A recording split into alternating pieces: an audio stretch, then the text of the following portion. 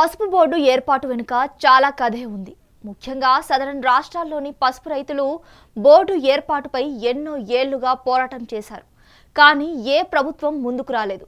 దీంతో 2019 ఎన్నికల్లో దేశవ్యాప్తంగా 176 మంది రైతులు పలు ప్రాంతాల్లో ఎంపీ అభ్యర్థులుగా బరిలోకి దిగారు. దీంతో పసుపు బోర్డు ఏర్పాటుపై నాటి ఎన్డీఏ ప్రభుత్వం నిర్ణయం తీసుకుంది.